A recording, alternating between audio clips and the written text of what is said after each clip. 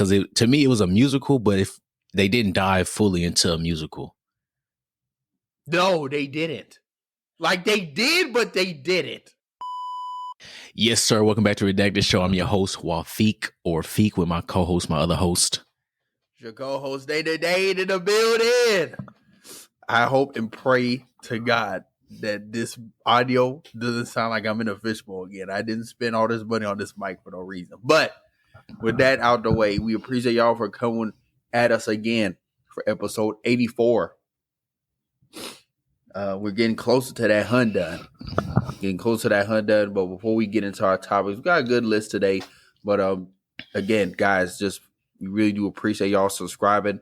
The Transformer review, last time I checked, is at 120 views. Oh, damn. I haven't even checked. That is great news. And it's just, we really do appreciate everybody tuning in. Now, we would love for some of those views to turn into subscribes. But, you know, we got to get there first. But we, again, appreciate everybody for watching. Make sure you guys like the video, comment on all our stuff. Like us. Like, comment. Hey, comment, subscribe. Please. Check us Follow out. all the platforms. Yeah. And then also, if you are an audio listener, go ahead, hit 5 stars. If you're on one of any podcast platforms we're all on. If you're a YouTube listener, like Dana said, click like, subscribe, and go through some of our older stuff. One I will say is what's an old one that was funny? It was one about Batman. I forgot which it was. It might have been our Batman review. Yeah, the Batman review. Yeah, the Batman review. The one on what else? You like feet? I think that was one. Come on, or something like that. It was one like that. Yeah, it was that just go back and listen to all the older ones, man. Yeah, go back through the catalog. But with that being said, it was a lot of stuff that came out at between now and then the last time we recorded. So we're gonna get into the Joker 2 Folie review. Rhyming accidentally. Agatha all along has been out for a couple of weeks now. At the time of this recording, episode 4 is out, but we're just gonna stick to episodes 1 and 3. And the Penguin Show, that is some really good TV. Also, My Hero Academia, that's going on as well. And then also there are some other animes that will be out probably by the time this is recording, but by the time this is published, but at the time of this recording, they're not out and we still have to watch them.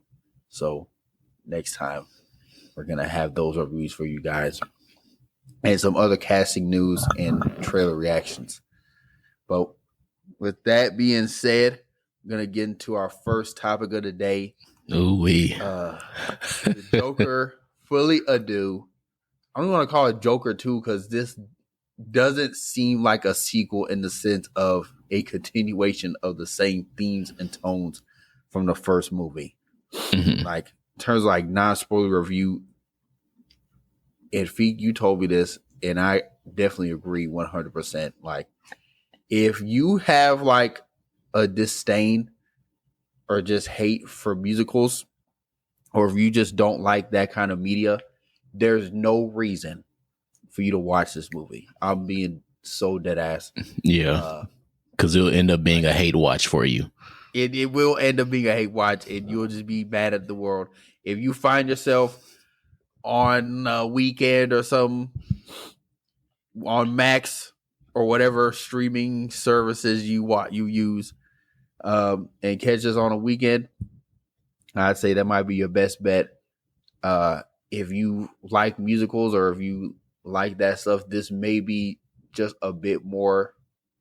I feel like you'll be able to appreciate this more than me and possibly Feig has, because it just felt like a redoing of the first movie in a sense, and it also felt like it was 3 different movies going on at the same time, or just at different points of the movie. Like, it would kind of lean into one idea, and then it will cut to another scene, that second act, and then it's like, okay, the second act is essentially another movie.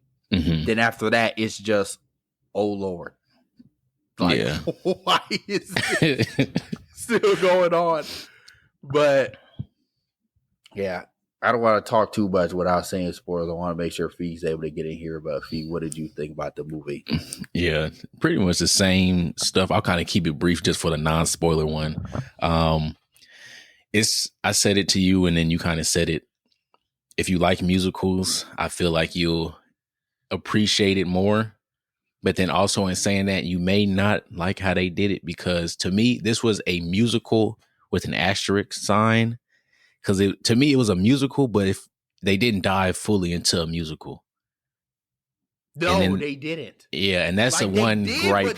Yeah, that's one gripe that I say, like, if you was gonna have a musical, like, go all in, make this shit full-blown musical, do it right. Like, but you might as well do, I would have rather them, and I'm sorry to cut you off. No, you're good. I just would have rather them do pretty much Hamilton, like where they're singing from jump and it's nonstop. Mm-hmm. That's a Hamilton pun. If you know, you know.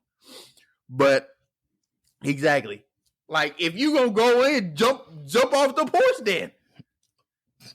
Exactly. But you can continue. Yeah, that's how I felt. I was like, if you're gonna do a musical, go all in. Don't short dick it. Like, just go, like, just do the damn musical, bro. But then they kind of went into like some other areas, and it was like pump fakes. And I was like, bro, y'all gonna shoot the 3, or y'all just gonna like just stay at the outer boundary? Like, what are we doing here, yeah. Bro? But yeah, I mean, overall, it was a movie. That's what I can say. It was a movie. But yeah, that's like non-spoilers. I watched it. I mean, I got out the movie. I knew going in, like, I haven't seen a lot of musicals. So I went in with like very, very low expectations, but this kind of was like lower than my low expectations. And that's what made me more upset with the movie. Because to me, it could have been very good if they went full blown into some aspects and not feel like it didn't know what it was doing. Because that's overall what the movie to me felt like. It felt like it didn't know what type of movie it wanted to be. And that's all I can say. And outside of that, I mean, the last bit of non-spoiler stuff is Joaquin Phoenix can still act. We know that. Lady Gaga can sing. I will say this has some of the best. Like, this movie didn't tell us anything new. Like, we know Lady Gaga can sing, and we know Joaquin Phoenix is crazy about his acting. Mm-hmm. And then, like, the only other thing I'd say is, like, the cinematography in this was, like, beautiful. But all those 3 things could not save this. To me. Other people may disagree, but to me, it did not save it. So that's my spoiler-free review. How did you feel about the singing? Is like the actor singing? Like, did you think any of them were singing good? Only one that really low key was kind of singing good was that guard, the fat guard that I was always with. Arthur. He could sing a little bit.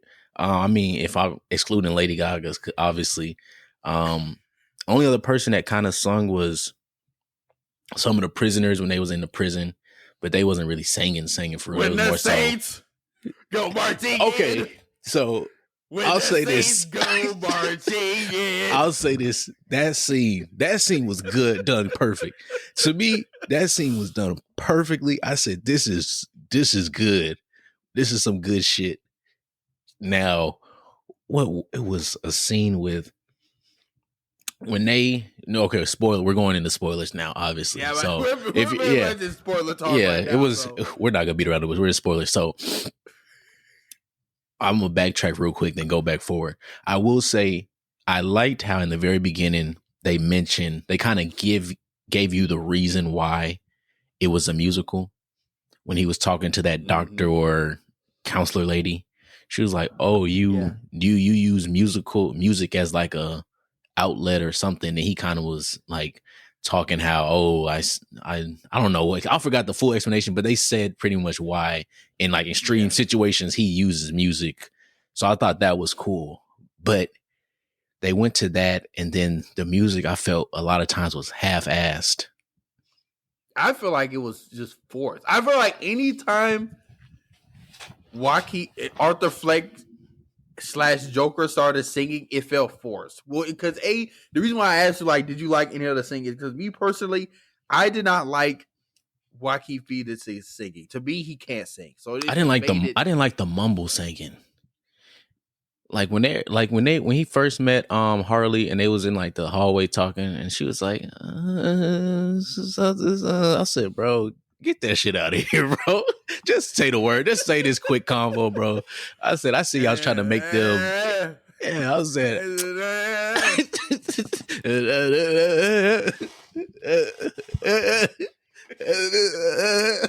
They have Future in that bitch. Future, imagine Future and Arkham. But okay, back to the review. We're coming back. But nah, overall, that Saints Go Marching In was cool. But what I didn't fully like was it would do stuff like that. So the Saints Go Marching In part, right? I felt that was done good with the context of the movie. I felt like if every music scene was like that, it'd be good. Or if every music scene was that over the top stuff where he was like in fantasy land on his own TV show, if it was that, then okay, it'd be good. But you kept teetering between the two, which made it like, all right, what are we doing, bro? And then to add it on, they tried to add in what the first movie already did good, but they tried to add in like the mental health aspect, the abuse aspect, and all these other things. And it was like, what are we doing here, bro? It was like, what? Like what? Trying to rehash what happened in the first one. And it's like, we already have this Joker after the first one. We don't need him to kind of relive that again through this trial. Like, and then back to the trial. So pretty much this whole second act was the Joker on trial for his murders in the first movie. And I personally would like to see that. I think some of those scenes were some of the better scenes of the movie, especially when they had Mr. Puddles on stand. Oh yeah, no, that was probably the best scene outside of the Saints marching in. That was some acting. And then that was some good acting. I'm like, this is the joke. We need this Joker the whole movie, where he's confident, crazy, and messing with people's mind. But especially at the end of that scene where Mr. Puddles was like, you never made fun of me. You always were kind to me, whatever. And how you can see the Arthur kind of not breaking out, but like kind of breaking character in the sense of like, it's actually meaning something to him. Whereas the Joker, we know he wouldn't have gave a fuck because he's Joker. He's like, fuck your feelings. I'm going to do what I want to do. He would have been like, I'll laugh at that. And then burst out laughing. Like, yeah. So it was just like almost kind of like a fake it till you make it in a sense. But yeah, just kind of hop around the movie. How did you feel about like Lady Gaga's like Harley Quinn character? She was cool. Singing, of course. She was cool, but she felt like, I won't say misplaced, but almost like a here. I feel like they could have did a lot more with her character, but like the way they used her, it was like they used her as a motivator, I guess, so to speak, for Arthur. But it felt weak. It felt weak, and then it felt like I don't know how to explain. Like, it didn't feel it to me. It didn't do anything for the movie outside of that one part where Arthur realized she lied. She was lying to him, but then he still accepted her anyway. Like, outside of that, I was like, this character is kind of forgettable. Yeah, well, to me, it almost felt like not opposite, but opposite in the sense like how you said that she felt like a weak motivator. She almost felt like too motivating because it almost felt like this movie was really about her. Like she was that Joker character, Todd Phillips kind of flipped their dynamic on their head. Like the only real nod we got to like the Harley Quinn origin and lore is that she was a psychiatrist and all her previous past. But what makes Joker and Harley Quinn's relationship so unique and iconic is like this Joker maniac turned this doctor crazy, not vice versa, not this super fan that is just obsessed with this broken man and is kind of manipulating him into being this, and like you said, kind of manipulating him and making him be this person that she wants to be in, or that she saw murder old boy. Yeah, the Jimmy Kimmel. I know that's not his name, but yeah, that's how we're gonna remember him, Jimmy Kimmel. Yeah, it really felt we don't really get that Joker much in this movie. Yeah, and I was gonna say it really felt like, and the reason I say like the motivation feels weak to me because she was a good she was a powerful motivator for him, but like in the context of everything, like overall she felt weak because granted this is supposed to be the way they tried to fashion this Joker is like a love story, but it was like that felt weak too. Like it didn't hit. I don't know how to explain it. Like it wasn't it didn't feel like it was some crazy type love they had. It didn't feel like it was some happy love. Obviously, like the base for the love story felt weak too. And they tried to fix it during the courtroom scenes and everything, or like make it more powerful. But the beginning for it was like, I guess, man. And the argument you can make is, since Arthur is kind of like, I guess, mentally ill a little bit, or has these different traumas that it works for his character. But even then, it still is like, it worked, but the way it came off in the film to me didn't work fully. It didn't, and I think part of that was like you said earlier, the movie was trying to be all these different things, and it ended up being none of them. It tried to be like a court case trial, it tried to be a musical, it tried to be an action movie at the end. God, it really felt like I was watching, bro. It felt like I was watching I felt like I was watching a movie about somebody trying to explain Joker in as many ways as possible. And they all had like short clips. It was almost like a what if, or like fucking Star Wars. I forgot the shit. My mind just went blank. But it almost felt like what if. Like it's almost like they were like, tell the Joker story in 10 different ways. Go. Yeah, go. Todd Phillips, go. Yeah, but to see, go ahead. No, go ahead. Go. I was just gonna say, kind of like my final point in terms of the movie is just like, this is what happens when a movie makes $1 billion and you're forced. Because to my understanding and what this movie kind of screamed, I think Todd Phillips was done after Joker won. But since it made $1 billion, Warner Brothers was like, you're making a second one. Ain't no ifs, ands, or buts about it. Well, and then Todd Phillips was like, well, okay.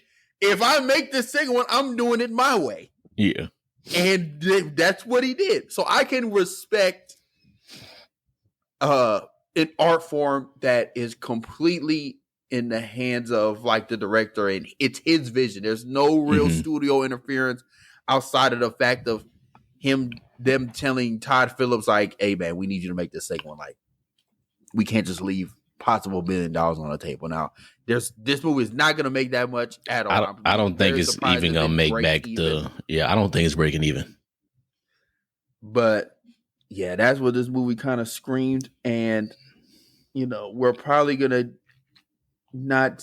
I hope not at this point, but we're definitely not going to get any more Jokers after this. I mean, not this one at least, because if you didn't know, that ended. Oh man, bad ending. I'll say this: this was overall, this movie was the most predictable. To me, it was predictable. Like as it was going, and they showed characters, like I knew that ending was gonna happen. Like as soon as they showed that other character, I said, I know where this is going. And that was one of the like usually most movie, like for the most part, once I get near the end of the movie, you can kind of tell where stuff is happening, gonna go. But like at the very beginning, as soon as I saw that character, I saw the two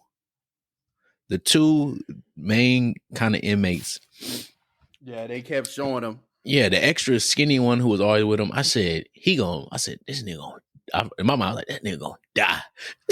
I didn't know he was gonna die. I thought he was gonna be like a Joker disciple or something. I thought he was the other one. I thought he was gonna be I thought he was gonna get out and be the reason the shit blown up from the trailer. Cause I remember the scene from the trailer, like the blown up part. So I said, I didn't even remember that. That shit caught me off guard when it happened. I'm like, what the fuck?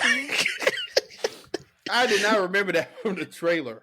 I thought he was gonna be the cause of it. And then that second one, the crazy one, I said, I know what you gonna do. I said, I can see it in your eyes. I said, I can see it in your eyes. Just the way. And then it really confirmed when he was at the trial and they did the sentencing at the very end, and he was like, Joker's not anymore. I'm just Arthur. I'm tired of all this bullshit. Like, bro, just get it over with. And you see his face, everybody's face change. I said, I said I was at 80% sure. Now I'm 100% sure what's gonna happen. Yeah, he was like, let me get this phony out of here. Something for me to step in. Nigga said, you want to know how I got these scars? All right, bro. But because I seen him when I saw him doing that in the background, I'm like, no way, y'all about to do this bullshit right now. And then he almost did damn near the same laugh. But I don't know, overall, because I don't want to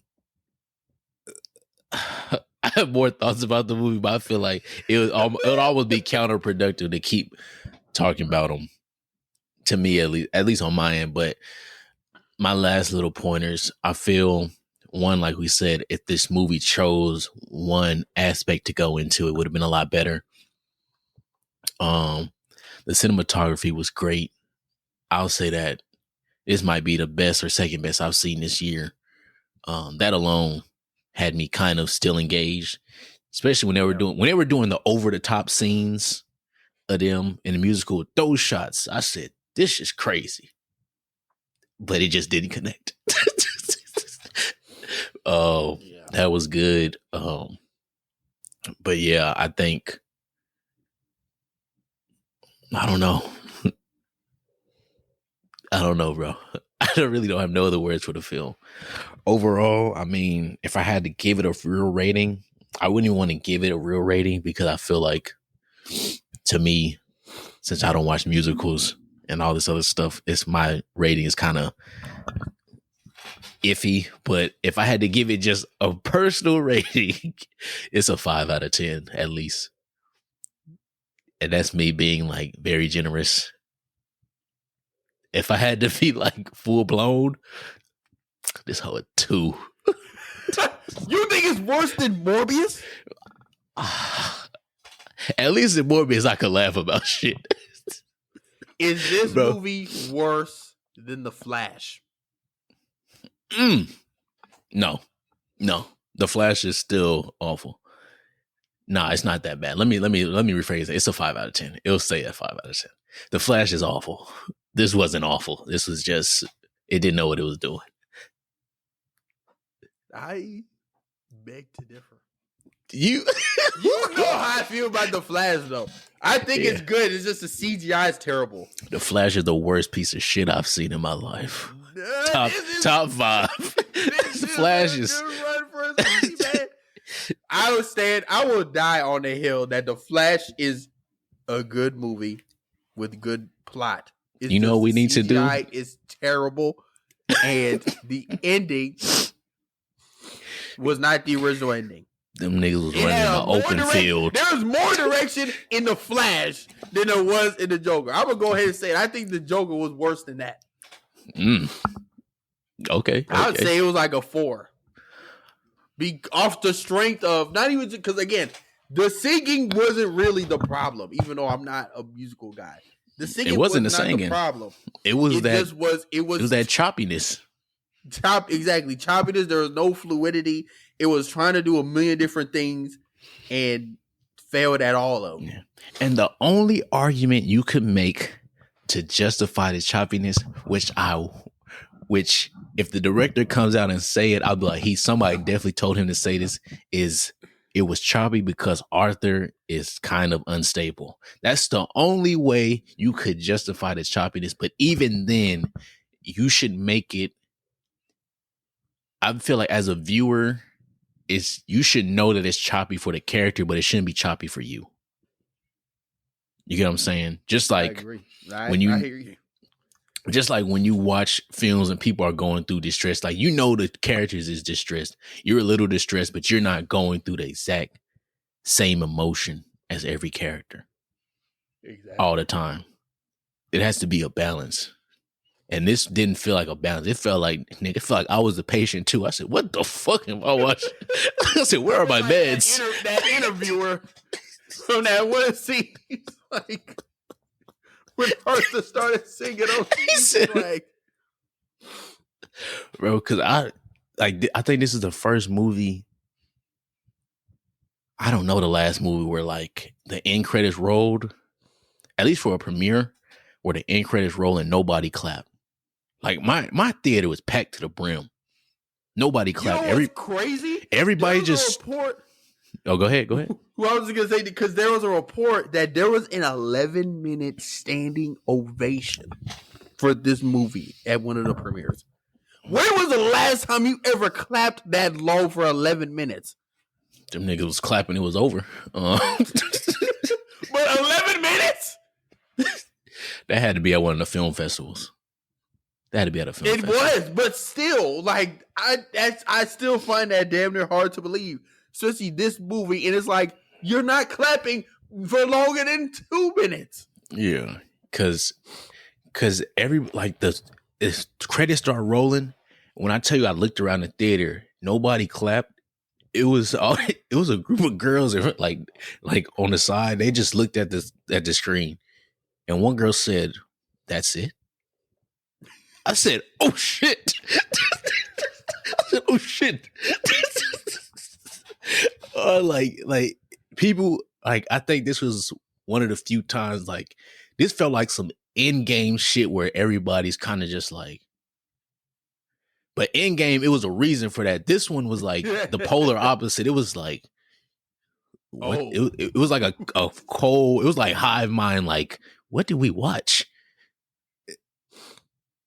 And that's why I'm just like even when I sent y'all the voice memos, I know we said we was gonna stop talking about it, but even when I sent y'all the voice memos, I was like confused. I said, bro, I can't explain the movie to you. I said, I know what I watched, but I can't explain it fully. But yeah, Joker, man, if you like musicals, I say go watch it. If you don't like musicals, wait for it to come out on streaming. Yeah, I'd say don't waste your money. Don't even put yourself. Don't try to be them artistic ass. Don't sit down. Don't spend that 20. Don't go sit down in that theater for 2 hours when you could be at home doing something else. I don't know. Yeah. Save that money and wait for it to go on streaming. Yeah. But with that being said, that is our Joker Folie review. Oh man! Go straight into our next topic. So Agatha All Along, this new Marvel television series is out. It has been out for 3 weeks because they did a 2-episode premiere. For that first week, it was out, and they just been releasing weekly on Wednesday. I believe around like 8 or 9 every week after that. But yeah, something like that. We're going to talk about the first 3 episodes. Not really going to go through each episode, just a play by play of what we liked and what we're watching so far. So pretty much the show takes place. The show takes place after the events of obviously WandaVision and after the events of Doctor Strange Multiverse of Madness, because you see at the beginning is she's still under that hex, but at this point it's supposed to, I think the episode is supposed to take place a lot in the theme of like a True Detective type series, something like that. Yeah, it definitely was. Actually, it's actually based off British type of NCIS type criminology show, but I can't remember the real name. But we see a body show with black fingers, obviously symbolizing Wanda's dead body, but she's still stuck in this hex. She is an Agatha or Agnes before she's freed, and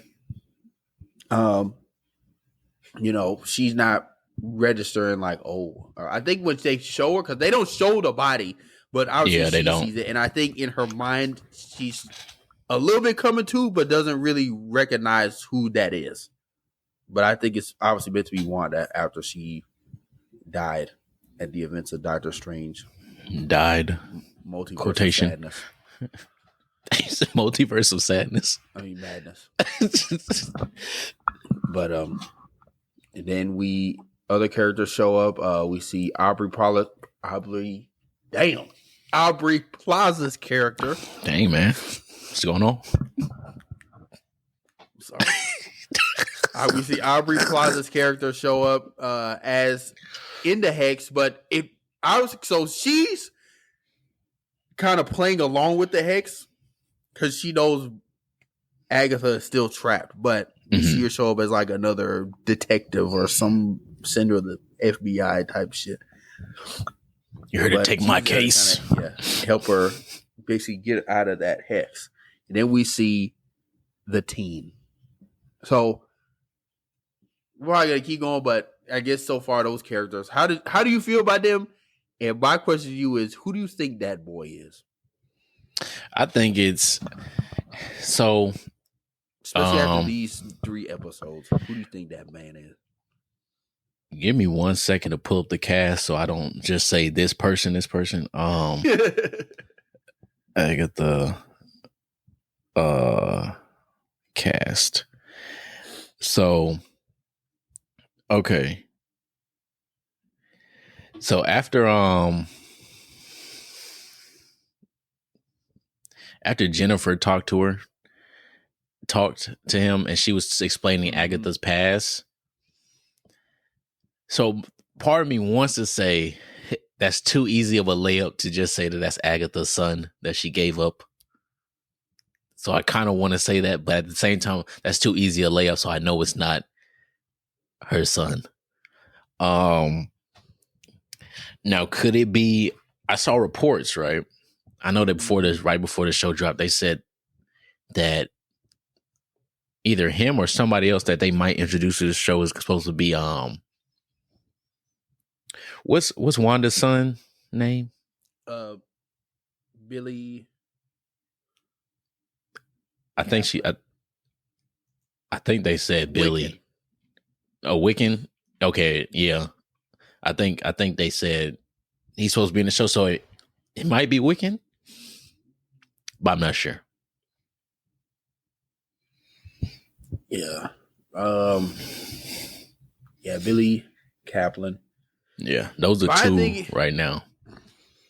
Yeah, so I'm on the side of, well, first, I think that 3rd episode was they went full like Mephisto, and I think those were they were trying to like misdirect the audience. Yeah. I'm firmly convinced, until proven otherwise, that is Wanda's son.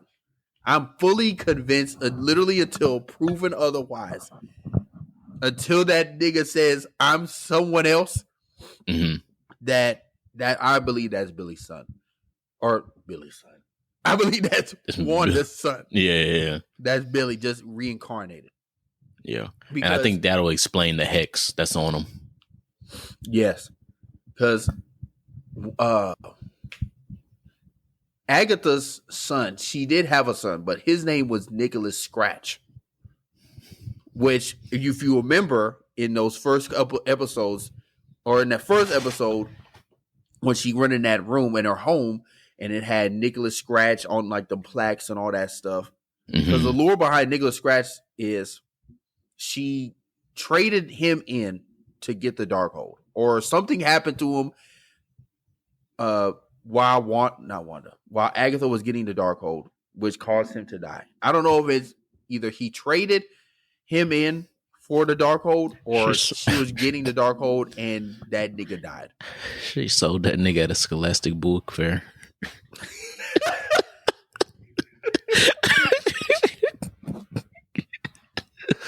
Oh shit.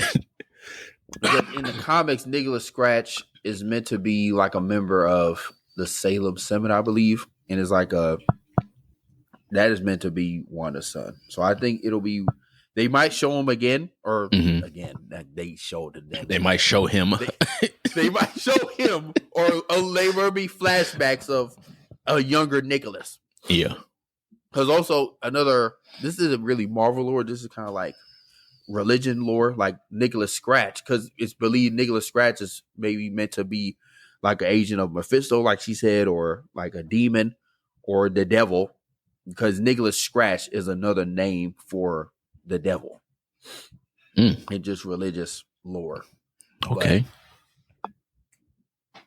So yeah, I think all that again, because he almost thought the same thing. Me and her watched the show, and she was like, I think they're trying to say this is his son, which I think they're trying to allude that they, as in the show writers and showrunners, they're trying to put all these hints in the show on purpose to misdirect the audience. That's how I'm feeling. This is actually Wanda's child.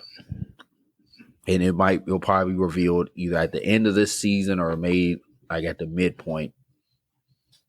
Again, I don't know what happened. Episode 4 came out the other day, so some other news may have showed up. I just haven't watched it yet, but episode 4 they showed that nigga. He's like, I'm Nicholas Scratch. He said, yeah, my name is Nicholas Scratch. What? I'd come in here with all the egg on my face.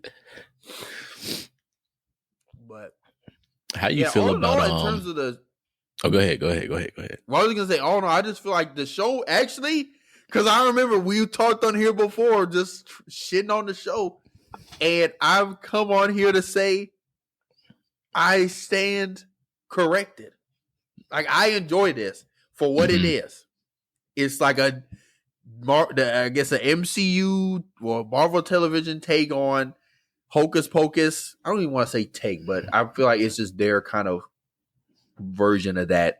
But me saying that is them, our gripes with Joker fully ado. They know their lane. They know the vibe they're trying to give.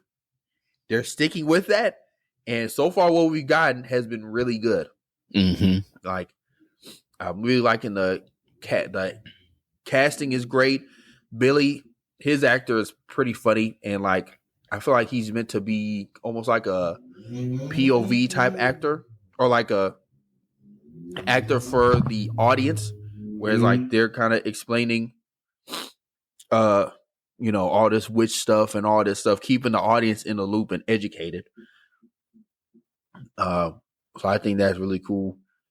And like everyone else, like Agatha's, her actor is really good. That old lady when she died, man. Oh, Mrs. Hart. Oh, Miss that's Hart. not her real name. Miss Sharon. Yeah. When she died, I'm like, damn. But I don't know if she's dead for real. I don't think so. But yeah. What were you about to say? Oh no, I was really just gonna say kind of some of the stuff you said, but then also like overall, I'm the same way. Just like Dana, I have to say I was wrong about the show. Initially, I did say I don't want to see that shit. I've been watching it. Look, I can admit it's good. This show is good. I like it. It's refreshing enough where it's one of those shows, like you said, it knows what it is and it's doing it well. The cast dynamic I feel is good. The dialogue is good.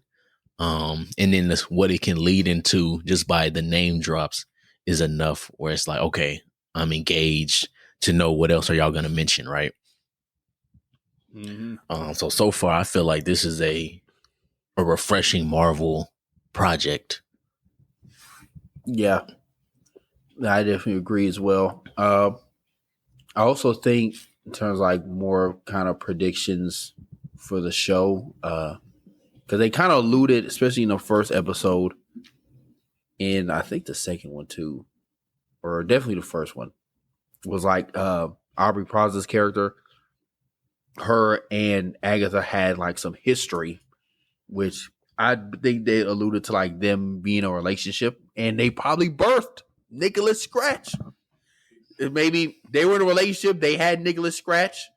Agatha went to get the Darkhold and killed her son, their son, in the process, and she's never forgiven her for that. That's my prediction.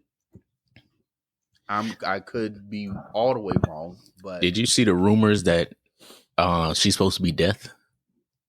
I did see that. Like Lady Death or like a version of Nightmare. Thanos, man. Hey. Like, I get why they did it. I get why they did his reasoning. But if they show Lady Death and Thanos was like, I need to get that. Hey, I'm not mad at it. I'm not mad at the boy. If they end up saying that's Lady Death, hey, Thanos was right. Thanos was right. He did all that to make her go from gay to straight. Because she did say, hey, this better be the gayest shit. This better be the gayest MCU project. That's what I signed up for. She did say that. That's funny. Thanos is like, I can fix that. You don't see me. Thanos said, I need it. I need it. Nah, but all jokes aside, also, I think they did themselves a huge favor by doing a 2-episode drop, because if they would have just dropped that first episode by itself and we would have to wait for another week, I think it would have hurt the show more than helped it, because you could not just watch that first episode and feel as engaged. The vibe. Well, if not only feel as engaged, but get like the whole kind of vibe and message of the show. And I think the second episode cleaned up a lot of that. Mm-hmm. And which is why I feel like it helped it a lot. And then, now you're more aware of what's really going on. So I thought it was initially strange when they did that 2-episode drop, but now I see, because if you would have just, again, like I said, if you would have just watched that first episode, you would have left with more questions than answers. I'm like, okay. Yeah. Like, there's a lot of people question. Like, it seems cool. Doing shit like this for, yeah, I'm like, it seems all right. I would have came out here angry. You would have felt like you just watched Joker. Nah. But with that being said, I'm excited to see like how it ends and like what is reviewed from it. I guess my early prediction, and I kind of spin this question to you, like what you think kind of this will lead to. But I think this will ultimately lead to Wanda coming back to life or like being revived, or a way for Wanda to come back, be revived. Like her soul is somewhere, and then that's how we get either a Wanda movie or Doctor Strange 3. Doctor Strange 3 better not be about Wanda again. Just make it about him. You know what they need to do? I know this is a side tangent, but Doctor Strange 3, Wong got cancer. And Doctor Strange has to save him by it's a mystical cancer that Doctor Strange has to go into all these dimensions to get the cure from. So now he's doing some magic shit, and you can keep Wong on the side. You gonna get this nigga wall cancer? Bro, what? Sad thing is, this ain't even an original idea. They done it in the comics. I know. But still. Get that nigga cancer, man. Damn, just do that movie. Oh, he has man. cancer, and the only way he can solve it is you need Stephen Strange, Dr. Stephen Strange, and Dr. Strange, Sorcerer Supreme. Cut the bullshit. Cut the shit. The next time we need to see Dr. Strange, that nigga better have his Sorcerer Supreme title back. I'm tired of Wong Sorcerer Supreme. This shit ain't funny no more. It's not funny no more. Oh, man. But anywho, yeah, those are my predictions for Agatha all along. What do you think? This kind of leads to? I think they'll mention Wanda. I kind of want them to somehow, without forcing it, find a way to mention somebody else in the Midnight Suns. I feel like that would be kind of cool. Either somebody in the Midnight Suns or just any of the other like monster-ish characters they have. So even that Werewolf by Night, Swamp. Yeah, Man Thing. Yeah, as soon as I said, that's why I stopped. I said Swamp. I said that's the wrong place. Yeah, Swamp. See, I'm about to say it again. Man Thing, nigga. You're not a real comic book fan. Shut up. Shut the hell up. They look the same. Even just, I know they won't. But it'd be crazy if they found a way to mention a Ghost Rider. Like, just very vaguely. I feel like they could do that vaguely. Because they mentioned Mephisto's name straight up. They did. Which I honestly didn't think they do. I think that's just more like a misdirect. Is like, yeah. Because, in WandaVision, they, like, a lot of the fans thought, oh, Mephisto was coming. It's Mephisto all along. Yeah. That's why they mention him this now. They're like, yeah, we gonna y'all's, because the showrunner for WandaVision did not like all those like Mephisto theories and how people and those all those fan crafting and theories people had about the show in WandaVision. They did not like that. So I think now in this show they're like go full fledged just to like throw everybody off, so that way no one really knows what's happening until it happens. Mm-hmm. But yeah, I think mentioning one of the monster characters or just somebody from Midnight Suns, I think that would be very cool to do outside of Wanda, because I know they're going to keep mentioning her throughout the story already. That'd be cool. That would be pretty cool. They mention like anything having anything to do with any of the Midnight Suns characters, or like we get like a slight nod to Elsa Bloodstone. Mm-hmm. Or even like the demon that possesses Johnny Cage, or any of those, like anything to do with Ghost Rider, that'd be pretty cool. Even mention I saw like a TikTok of that Tony, whatever his last name is, and then how he was basically making fun of how like the Ghost Rider character is such like the not manliness thing, but it's like the most hell yeah character ever. He's like, hell a guy who's just on fire. And his flames, he rides a motorcycle that's on fire. And where he gets power from? The devil. Oh my god. And who he cares? His on fire. That's like a rock star nigga dream. And then this nigga's name is Johnny Blaze. Yeah. I'm trying to find. Nah, you go ahead. Well, I was gonna say, I know that's one of the like a little redacted, but I feel like it is long overdue for just any sort of like Ghost Rider media. Because the last one we got was Robbie Reyes from the Agents of S.H.I.E.L.D. show, which I did not watch, but I feel like a lot of people. Well, I feel like he has a large following. I don't know about larger than Johnny Blaze because Johnny Blaze is the first one and older, but Robbie Reyes is like the more badass one, or like he has the more power and done more cool shit, like possess the whole planet through the spirit of vengeance. You talking about Robbie Reyes? Yeah. Didn't that nigga possess didn't he possess a train? One of them niggas possessed a train in one comic. I seen the panel. I said, "Oh shit!" Then, obviously, we got Denny Ketch, but back to Agatha all along.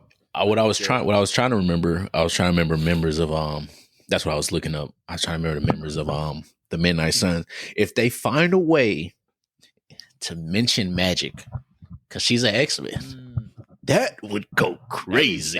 That would go hard. That would go crazy. I don't know how they probably can't do it the way with how the show is, but if they just found a way to plug in some text somewhere mentioning a girl with sword. They named Ileana Rasputin. Yeah, like they that. Say that last name Rasputin. I'm like, yeah, that would be crazy. Because then you get the X-Men, and then from there you get other stuff. Yeah, that camera fucked up. I like. No, it's good. It's because I didn't click the button. Hey, the way you stopped, you said. I was like, oh man, for our audio listeners, my camera went to sleep for a second. So visual listeners, as you watch, just know I'm gonna put something over that. Yeah, the camera went to sleep. That's hilarious. But with that being said, I thought we talked enough about Agatha all along. If y'all haven't watched it, we do recommend watching this show. It's really good. Highly recommend. Highly recommend. And that's coming from us that try to shit on the show. We can hold ourselves accountable and say, hey, we was wrong. This shit actually gas. Mm-hmm. But going on to the next fire TV show going on right now, The Penguin. Ooh. Episodes 1 and 2. I'm not gonna lie, initially I was a bit skeptical in the sense of, I'm like, for real? What are we gonna learn about the Penguin for? But I'm not gonna lie. About it, wait, you go ahead. I was gonna say nah, because I think I had told you. I said this shit gonna be amazing. After that first trailer, I said they doing a mob boss Penguin. I said this is Batman, DC, fucking Sopranos. I said this shit gonna be crazy. Yeah. And that's pretty much what the show is, and I'm all for it. I didn't know I needed this in my life, but I do. Pretty much the show starts with after the events of Batman. Probably like a week or two, a few after.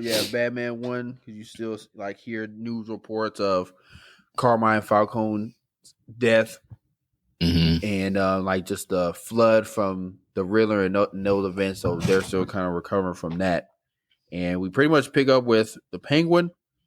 They bring in Carmine Falcone's son, Alberto.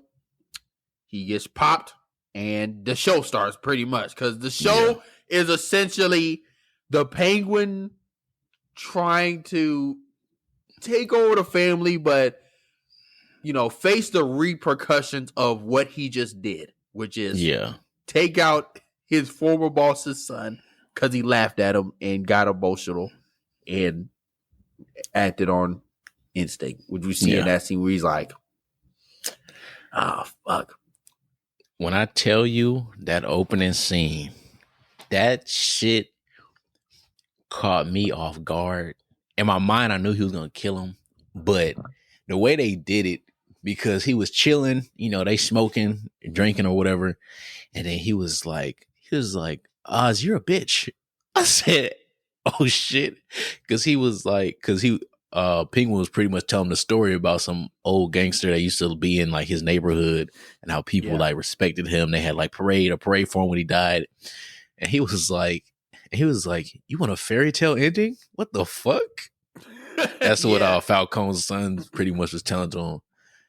And Penguin, as you learn throughout the show, and then just in like mafia shows in general, like they're always, the one thing they always about is the family and respect. And that nigga, he laughed at him. Oz, pop, pop, pop, pop, pop, pop, pop. Nigga. I said, oh shit. Oh shit. Yeah, I was like, the show star. Let me lean in. Exactly. That hoe was crazy. And then kind of just going through the show, but picking up on parts where I pretty much liked in certain characters. This Penguin is not like the Penguin in the comics where he's just extra intelligent, but what he is, he's very quick on his feet. Like, yes, through these next 2 episodes, or like these 2 episodes so far, like none of his original plans have worked out. But he always finds a way to squeak out of some, because he's so quick on his feet. He's so good with his words and his poker face. Like, you can never really tell what he's thinking, but you know he's always thinking. And he always has a plan A, B, C, in all the way to Z. And you will never really catch him lacking until he's dead. So I really like that. I enjoy that. And especially like some of the action in these episodes as well. We get introduced to the Vic character while him and his little homeboys are trying to take his tires off. That scene, the scene, I don't want to say pissed me off, because the scene was actually good. What I would say triggered me in the sense of, damn, this is some Houston shit.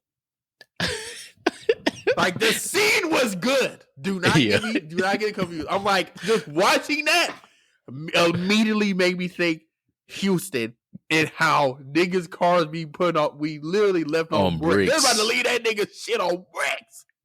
On bricks. If he took any longer, let a Penguin walk. Like, let you do some shit like that to fucking Rich Paul in Clutch Sports. Yeah, Rich Paul gonna turn you into a fucking tuna fish.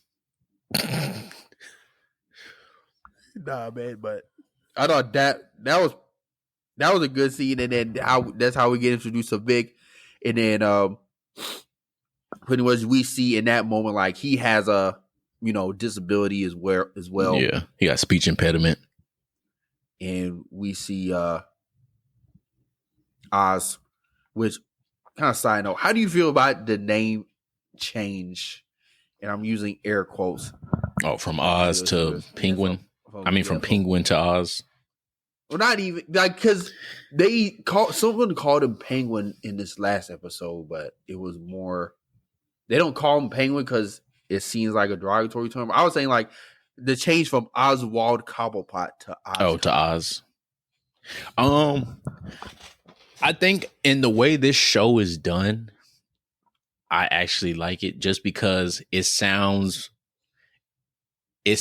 more, I won't say realistic, but it seems more like if a nigga's in the mafia, he's like, obviously he's not the top. He's like but he's like an officer, you could say.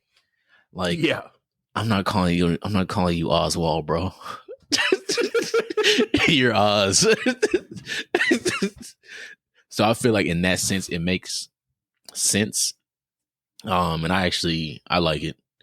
Because I feel like it adds to this Penguin and it makes him his own in a sense, and not just a straight up copy of other Penguins. Because to me, this is still a young Penguin. Because all the other Penguins we've seen in media are established already with everything. They're the Penguins where you bump into them, they'll just be like, him, and like nigga, your life is fucked up. But this one's like getting it out the mud, literally, and that's what he tell that nigga Vic every episode. That nigga be like, you think we gonna get a mansion overnight? Hell no. He's like, I need you to lock the fuck in. Bro, this last episode, he was pissed. He was angry. Granted, it was his fault. It wasn't even Vic's fault. It was his fault the whole time. So that's one thing I said, oh, it's you, bitch. I said, you fucked up. But I like how they're doing his character, and I like how even though they show him with the limp, everybody, and I like how they show that, and like to the character, the viewer, it's almost like, damn, this nigga's kind of like, I won't say weak, but like this nigga's got a fucked up leg. Like he can't really do too much when you think about it. But then you see him in action doing shit, and just the way he acts, plots on people, and then you get to see where like quite a few of the people that are smart enough to be like, nah, this nigga Oz is he's scheming. We know that for sure. It's really only one person that's got her eyes on him, and it's Sophia. But back to the question I asked you, and another thing I wanted to say, I do like it. It doesn't seem like, to me, it's like it's not really a name change because his name is still Oswald. If anything, they just named his last name from Cobblepot to Cobbs, which I appreciate more. I'm like, nigga, I'm not calling you Mr. Cobblepot. So that's a strong name. It's still that's a goofy ass name. Like that's like some Poindexter type shit. But like, because his mother still calls him Oswald, and other people do as well. So I'm like, okay, well, clearly Oz is not his legal government. That's just it's a nickname, and I can respect that. And I'm like, even if it was Oz, I'm like, it ain't like it's not a super drastic change in his character. And like you said, I pretty much co-sign everything you said. I want to repeat your points, but also I do think his walk is very hilarious. Now, is it fucked up for me to say that? Probably. I don't give a fuck. Because SBC, especially like the second episode where he just is like trying to move off fast. Yeah, he waddling. That nigga waddling for real, bro. Or like that scene where they was in the back of the truck. Yeah. He just nigga shut that gun. Hey, hold on. That nigga had the gun and said,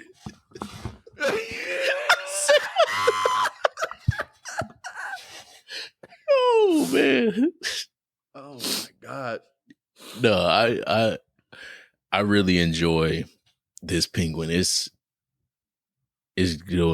perfect. And Colin Farrell's acting his ass off. He's at the end of this, if he don't win some type of award, if it stays on this pace, if he don't win something, that's a disservice.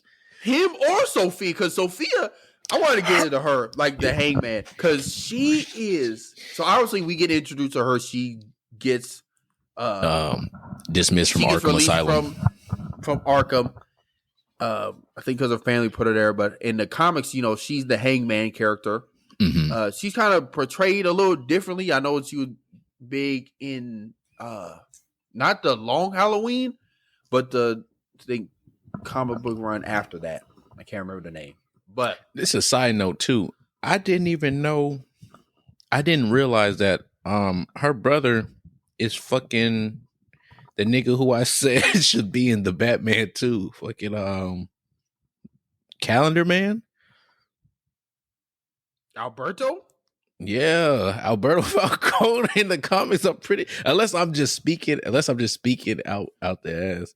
He's some villain in the comics, but keep going. Sophia Falcone, that actress is doing her big one. Like every scene she's in, you could tell Oz is like tense because Oz knows, like everyone else in the family is like not so much dumb. It's just they're looking past him. Like Oz knows he can play these niggas on both sides. They view him as just like Maroney. I'm guessing that's the mom or wife. She said She's like, oh, he's a dog, but dogs can be useful. All them viewing him as a work dog, but this nigga's like, bro, I'm gonna fuck all y'all over. Trust me. But the only one that sees that is Sophia, because she's crazy. And we see towards the end now, I think the ending, even though like we see they kind of come to a truce, I could definitely see that playing in both sides, because they're probably like, going through the same, or like using that idea of, keep your friends close but your enemies closer. Like they're just trying to keep tabs on each other, even though they're ultimately working to overthrow the new head of the Falcone family, Luca Falcone, which is Carmine's brother. Yeah. So, yeah, Sophia, that is one crazy woman. Especially like at the end of the first episode where she was about to cut off Oz's arm. Apparently, that scene was supposed to get even more like kind of egregious, in the sense of like, it was going to show you Colin Farrell's like full on like bleeding arm and shit. Well, like this is yeah, okay. And apparently it's supposed to be shaped in the form of a penguin. What the fuck? All right, bro. That's doing too much. I'm glad they cut that out. Yeah, I'm glad they cut that. But yeah, this is something like. Now, I would say for her character, I think she's gonna be the best written character, or second best written character in this show. And it's off of the scene in the second episode when she walked into the little the reception after the funeral, and everybody, like, she walked through the doors, everybody started muttering. They're like, oh shit, she's out, she's here, all this stuff. And she was kind of like, bro, fuck y'all. And then everybody just kept staring. Like, nobody did turn and look. Everybody just like staring at her. And then she do that shit with the food. She started eating off the shit. She was like, bro, all right, fuck y'all. But then when she walks out and she sees her cousin, and she's like, oh yeah, we should go on a girls trip. I haven't seen you in so long, which I thought was like, yeah, you haven't seen her because she's been in Arkham, you idiots. And then, but you get to see how how two-faced people are with her. Yeah. Because she said all this stuff like, oh yeah, we should hang out, we should do this. And then the cousin's daughter comes up. She's like, oh mom, who is this? And she was like, oh, this is your aunt Sophia. And then Sophia kind of like gets on her level. It's like, oh, what's your name? And then the mom kind of puts her close. Like, and then back. you can see that shift in attitude, because Sophia was she was trying to be nice at first. Her face was kind of calm. She sees her grab her. She's just like, her face kind of just got like dead calm. She's like, okay. Everybody was trying to play on my face like I'm not gonna notice. She was like, let me adjust this shit on your hair. Let me adjust this clip on your hair. Mom was like, no, I can do it. She's like, no, I'll do it. And then she walked up. I said, yeah, this is gonna be interesting. And this is like, she's a woman in a male-dominated space in this like gang, mafia family type stuff. Mm-hmm. Like, it's damn near like some Game of Thrones type shit. Like, they're just gonna look over the women. They're just like on some, you're not made for this or built for this. Yeah, and especially like, yes, I am. Yeah, and especially since she just got out of Arkham, they're trying to use that argument. Even her uncle, you see in the second episode, when she was like, I should have been the one to kill old boy, and he was like, oh, I took the initiative, and then shouldn't you? And then he was trying to sit to the talk. He was like, you should go on a trip, right? You just got out. It'll be good for you to like go clear your head, almost like dismissing everything she's saying because, oh, you're crazy type deal. Yeah. So that's just adding more to her motivation, which you see at the end of the second episode. Which I think, honestly, I think she still knows this nigga Oz is the rat. But she just kind of like, bro, I think she's kind of just like, fuck it. Like you was able to convince them. Her off. Yeah, I think she's kind of just like, you was able to convince them that nigga did it. Okay. I'm gonna use you two. I'm about to find out how far we can really go. Yeah. He's like, okay, let's dance. Yeah. But I'm really excited for these next few episodes. I think it's gonna end up being 8. Yeah, I think it's 8 episodes. I'm pretty sure. I think it's 8. I don't think it's 10. So, like you said, if they can keep this shit up, Emmys all around.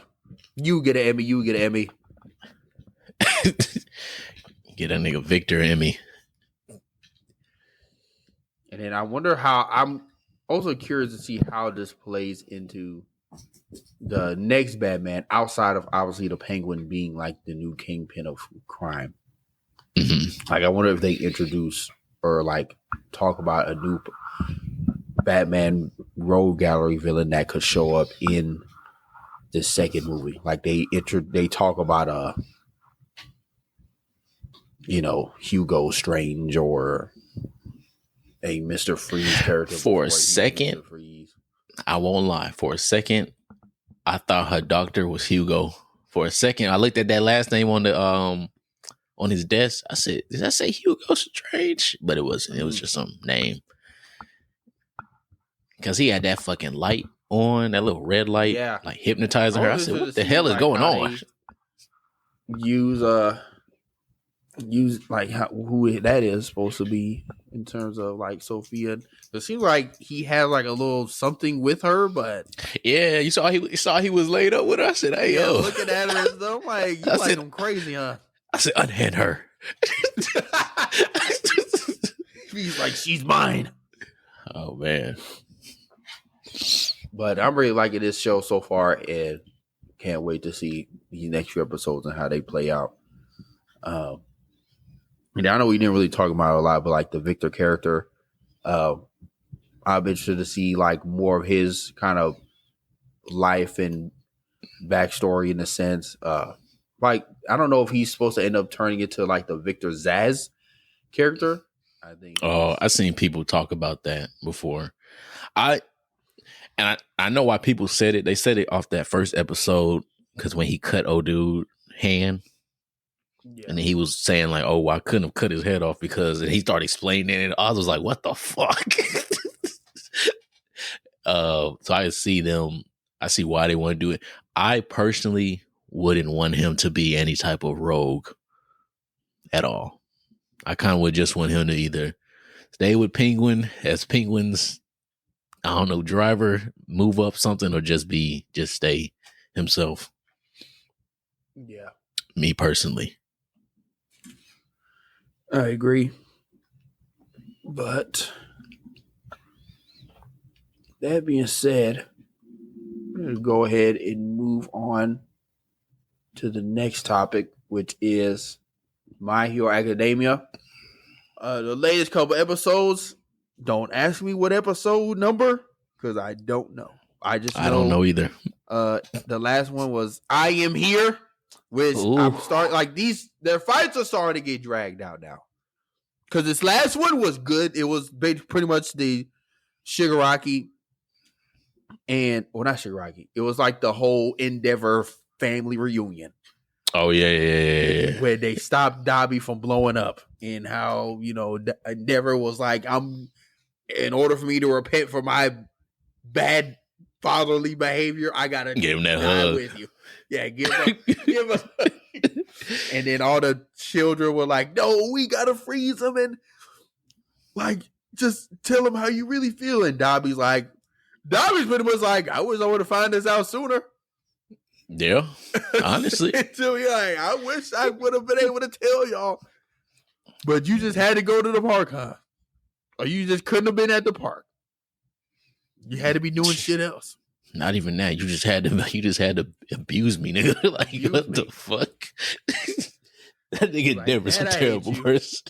That nigga, high key, not even low key. High key, Endeavor's a terrible human.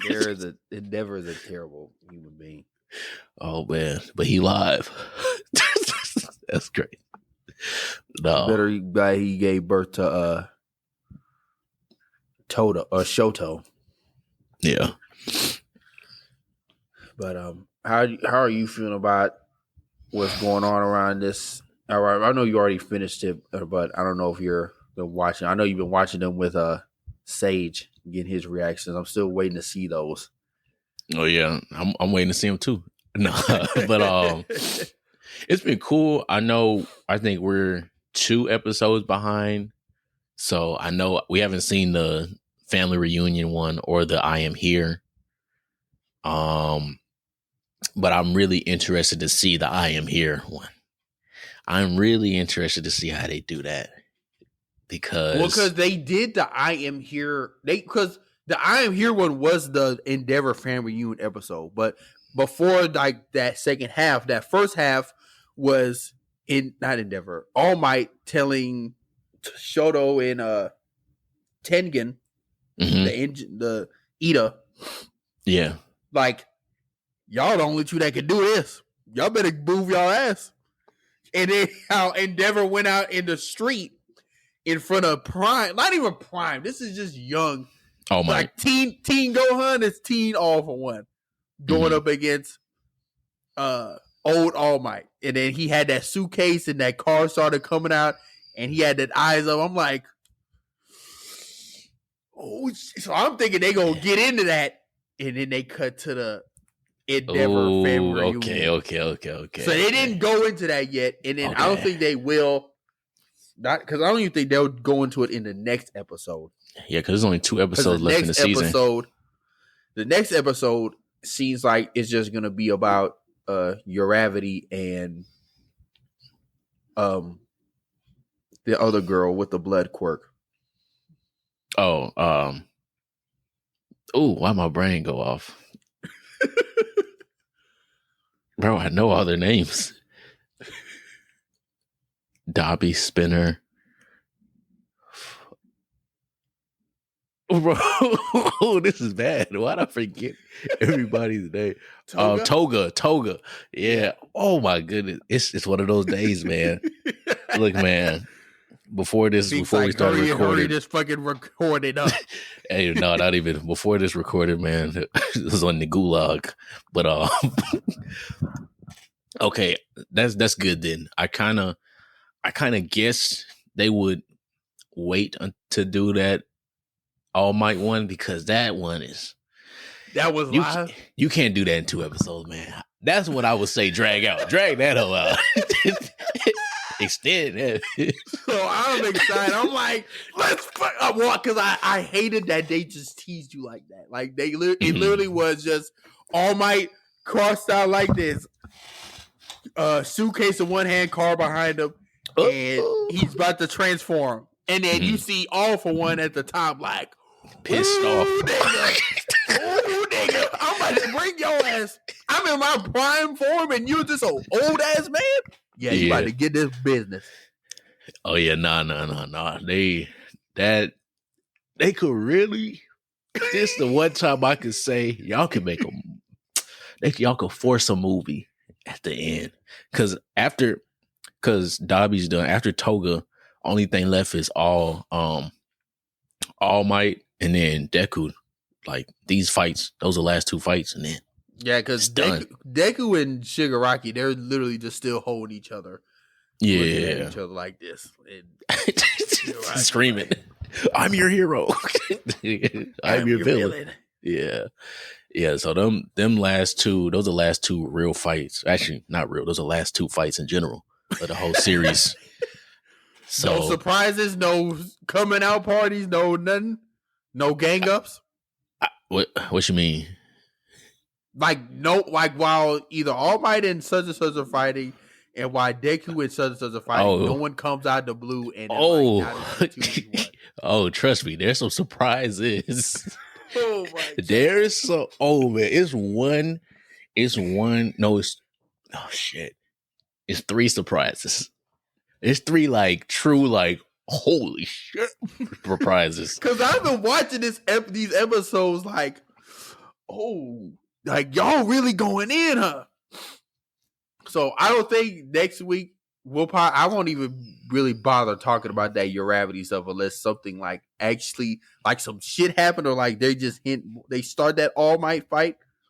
But some shit happened in that one too. Bro, I'm telling you, the end of this, shit happens everywhere. No fight ends without some shit happens. Did you like the ending of My Hero? Like in terms of how the manga ended? Because someone told me like that nigga Deku just go to basically flipping burgers. I don't know if that was a spoiler or not, but it's not like that at the end. The ending is good, but the ending's good for the story. Now, what I would have wanted to end, I can see where it might not have been realistic with the context of how the story goes. But I still think the story ending was good. I guess when we get an ending to this My Hero, or I guess the ending to ending to the main battles and then the ending to the actual show, we'll revisit this and see where it compares. Yeah, maybe they might do something different in the anime than in the manga. Who knows? I doubt. Probably not. Because it was a good. It was overall. It's like a great ending. Like everything closes. Like there's no loose ends to me in that ending. Like every story was closed out. It was a feel good ending, and it was an ending where I felt like you can appreciate it. Now, if you just hate the ending, you just didn't like the story, I guess. To me, at least, like you didn't like the story for real, or you're just a nitpicker. But yeah.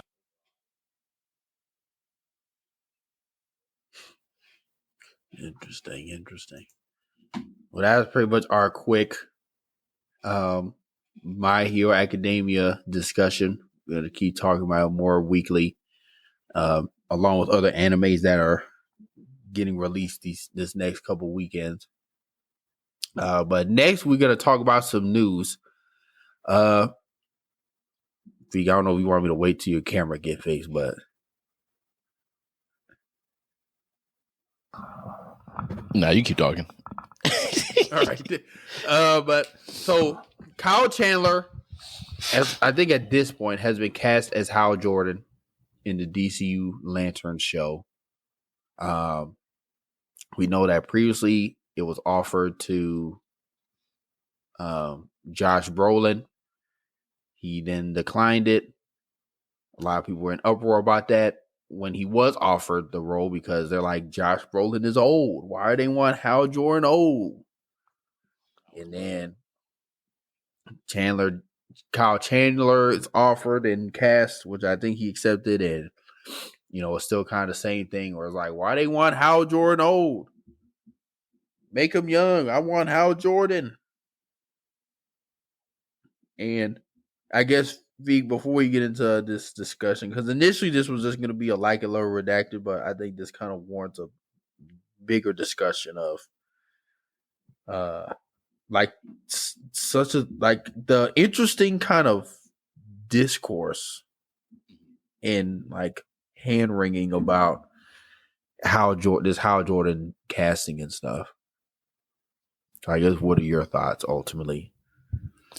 I'm kind of in the same boat. I think, well, it depends which lantern, since you are using, I'm pretty sure all three, or at least two of them, right? Which lantern is going to be the one that's in the Justice League? I think once they say which lantern's in the Justice League, that one needs to be the young one. So because if you say John Stewart, if you introduce John Stewart and say, okay, he's going to be in the Justice League, to make John Stewart young, then you can have Hal Jordan. Oh, fuck that name. You make him old and make Guy Gardner young, or vice versa. Well, they already cast Guy Gardner and got Nathan Fillion. Oh, they did? Oh, shit, I'm behind. He's supposed to be. They cast him for the Superman movie. He's in that too? He's in that movie. There's a lot of heroes in that movie. Mr. Terrific. I know Terrific in there. In that movie. Nathan Fillion's Guy Gardner? Nathan Fillion is Guy Gardner. This is kind of old news for you. I know. We talked about this. I know. Hey, look, I don't remember everything we talked about. Nah, but Nathan Fillion's in that movie. Obviously, Lois Lane. I know his other heroes in there. Hawk Girl. Yeah, I know. I remember that. I remember it's terrific. What the fuck? Oh no! And you can't have two old niggas. My thing is, because someone brought this up, and I somewhat see where they're coming from in the sense of like, there's a lot of uproar about Hal Jordan being old, but let Jon Stewart be Idris Elba, and everyone is just okay with that. I wouldn't want him to be Idris Elba either. That nigga old too. He feels like, because this person I was watching, their take was like, there's more people that would rather be okay with Idris Elba Green Lantern than a young Hal Jordan, or like a younger Hal Jordan in this sense, because I feel like because the reason why there's so much uproar about Hal Jordan is because he in terms of the Green Lantern mythos, and I know I said this, and I'm not gonna say catch a lot of flack. It was mainly just Jack's angry, but like Hal Jordan is the greatest Green Lantern in the Green Lantern Corps. Like there's not really a question about it, and the main reason for that is he's just an older character and he's been on more adventures. Now, obviously, that changes when Jon Stewart comes into the mix, but there's a lot more. Like Jon Stewart, I think, was originally introduced in like the early or mid 70s, whereas Jon Stewart came out in the 50s. Not Jon Stewart, Hal Jordan. Mm-hmm. So it's like there's a lot more following there. He's been on more. Yeah, Crater was created in 1959, whereas Jon Stewart was created first appearance in 1971. So like the nigga already got 20, at least damn near 20 years on him. So I get it.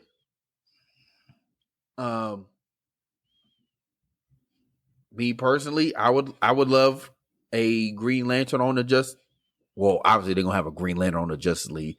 I would like it to be Jon Stewart, but I understand the Hal Jordan crave. Like they just want Hal Jordan done right, because it was like because when they did get it, they didn't get what they wanted, which was obviously Ryan Reynolds' Hal Jordan. You got a young coming of age Hal Jordan movie, and I think the idea of that movie was good in terms of like obviously is what all the Hal Jordan fans wanted. It's just the actual movie came out and was like, oh shit. But to kind of counter that point, it's like, you already got a whole Hal Jordan animated series. I know because I watched it growing up. You got all the DC animated Hal Jordan lore. And I think really like a lot of the Jon Stewart fan base, me and ourselves included, came from that Justice League United and Justice League America cartoons, those cartoon movies, because he was done really well. So it's like on one hand, like I get the Hal Jordan fuss, but on the other hand, it's like they essentially did get what they wanted. It just was not good. So I understand like we want it done right with Hal Jordan. Yeah. But, like the core is so big that there's room for there's a Hal Jordan for everybody. There's a Green Lantern for everybody. But obviously the following is greater for Hal Jordan. Yeah. Because of the history and just the character and stuff. You could argue Alan Scott, but no. It's Hal Jordan. I would say the other reason to make he needs to be young too is because outside of just being in the Justice League, the dynamic you usually see him have with other characters in the league itself or just other heroes, it's usually when all of them are when he's young. Like his dynamic with the Flash, that dynamic goes away if he's old as shit. Not old as shit, but in latest terms, old as shit. And then the Flash. They got fucking Jay Garrick is the Flash, and they like, oh, remember the good old days. Yeah, like that's the only way because then it will be more so of Hal is, if you put him on the Justice League and he's old, then he's gonna be a mentor. I don't see him making them jokes or being. I feel like you'd have to do a full, not redo the character, but you have to do a real origin or change of character type deal. More so than if you make him young, then you could follow more of the other stuff that's already established in his character. Mm-hmm. Yeah. Now, John Stewart, I mean, old or young, it could work. Just don't make him old as shit. Like, he could be seasoned veteran, but don't have him be fucking World War II veteran, nigga. My question is, okay, like in terms of the Lanterns, and first of all, if you will name a show Lanterns, I better see the whole fucking rainbow, not just the Green Lanterns. But my question is, okay, if we're gonna have a older Green Lantern, what is this Lanterns show gonna be about? Because I know they kind of dubbed it as like a true, what is it? True detective, true crime, like True Detective type show. What if the whole series is, because I think it's like a True Detective Murder Mystery. The whole series is them figuring out the murder of the greatest Green Lantern ever to exist in Hal Jordan. And you're following John Stewart, and he's paired with, I don't know, Guy Garner or Kilowog or somebody. That could work. That probably could work, which hence is why he's old. And then, you know, the whole flashbacks is just a younger guy, not Guy Garner, Hal Jordan doing this. Or he's murdered, but then it comes out at the end, he's Parallax. Like he's taken over by the Parallax. And you get that. That the second one could work. A reason I don't see them doing him murdered is because I feel like with the way DC fans are, they would be so much backlash with that. I feel like it would just, even if the show was amazing, I feel like it'd be so much backlash that it's just like it'd be counterproductive for them. And then it's gonna be them niggas in the comments. Well, why does John Stewart get to live in Hal Jordan's not anymore? Like, bro, shut up. I don't think main like true comic book fans would be like that. I think it would just be like the casual like DCU kind of fans are the ones that kind of hopped on through the Green Lantern animated series or whatever they know through them animated movies. But I didn't see it like that in a sense. And it's like, obviously, I'm like, Hal Jordan was the greatest Green Lantern until John Stewart came. And then now it's him until he blew up a planet. But we don't talk about that. It's a lapse in judgment. But I like the idea of, you know, a John Stewart on, like a young John Stewart that we're growing with in this Lantern show. And then by the time we get to the Justice League, you know, he is who we know him to be. Like the John Stewart from the Justice League of America universe and all that stuff. But and when I say like I get both sides. Yeah, and I was just gonna say, when I say like a young version of the characters, I don't mean like this nigga just got the ring. Like I don't mean that. Like I don't want to see that. At this point, I'm not gonna lie, with a lot of superhero stuff, I don't need an origin story no more, bro. Just show me doing stuff. Unless it's like a character I haven't seen in a very long time. Like, you just want the comfortability of like knowing we're gonna see him in movies and in media for the next guaranteed like 10 years. Exactly. And not him being 62 and they like we might see him in 2 movies max. Yeah. I definitely feel that. I kind of lean more towards that, thinking then, like, you know, him being old, even though, like, Kyle Chandler is a good actor. Even Josh Brolin is a good actor too. But again, I see both sides, and I get kind of like the gripe with the, want for a young Hal Jordan, because I guess in their mind they just want their Hal and those adventures that they read about and grew up with in the comics. But fuck it, make the show all about Kilowog. A neutral Green Lantern. That's all we need. You'd piss everybody off. So the next topic, before we get into our next segment, Ryan Coogler's new Sinners movie, which is with Michael B. Jordan and the ones with the twin vampires, trailer reaction.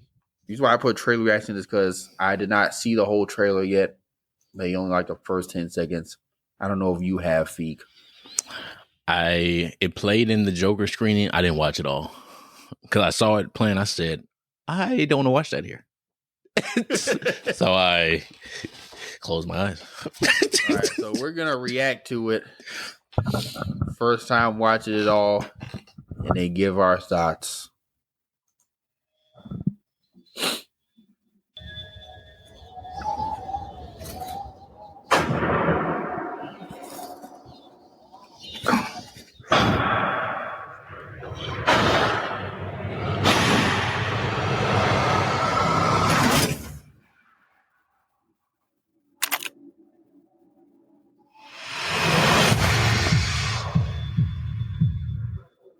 I've been all over this world. I seen men die in ways I ain't even know was possible. Love you, brother. Be careful. I will. Ain't no way this nigga trying to be country. With all the things that I seen.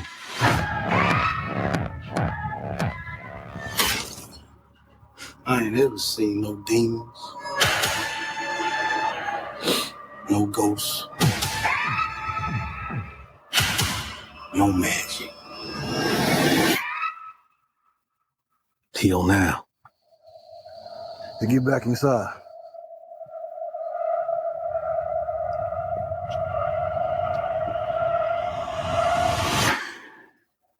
Let me in, man. Some weird shit going on out here. You keep dancing with the devil.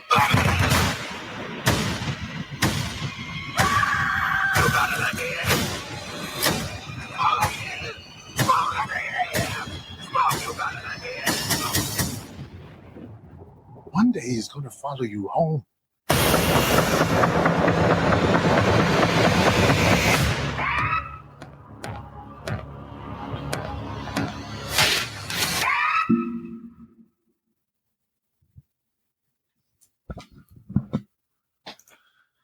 All right, so Okay. thoughts. First, It that's looks- literally my first time watching it all the way through. Like, I may only see like the first 5 seconds, but It looked good. I'll say it that. did. It looked good. a lot of action. I don't know how I'm gonna feel about country. Hey, that accent though. I will. I know. Oh, I know. Fucking Jonathan Majors is pissed. This is his movie. This is literally his movie. You got a dirty ass nigga in the fucking country doing some nigga shit. You got one nigga. This guy Jonathan B. Majors written all over it, and I know he's friends with Michael B. Jordan, so You know I don't what's think crazy? he's mad at him. But I think he's not probably bad, but he's probably watching this like, damn, that could be me, or it could have been Creed. It literally could have been both of them, and they ain't even got to be twins. It's just one They can is still be evil. twins, fraternal. You can still say fraternal twins. They were basically brothers in Creed 4. Was it 4 or 3? 3. Yeah, they didn't do a 4th one yet. Yeah, Creed 3. But outside of that, First thoughts. I like that I don't know. After watching that, I don't really even know what this movie is about. Yeah. It was kind of just a lot going on. Obviously, it's in the South. It looks like it's a period time. That's why it takes place sometime back then. I like they didn't show the actual vampires or whatever else might be in this. Yeah, yeah, because we still don't even know if it's really like just only vampires or you got other monsters, or if they even gonna be traditional vampires or something else. Like niggas could look totally different. Yeah, so niggas just don't turn white. They gonna be all Slenderman. That would be. Ooh, I'm not gonna lie. That would be crazy. That would be crazy. But I'm excited. You know, Ryan Coogler, he's a good director. He has a lot of actors in there too. There's a lot of actors in there, a lot of good ones.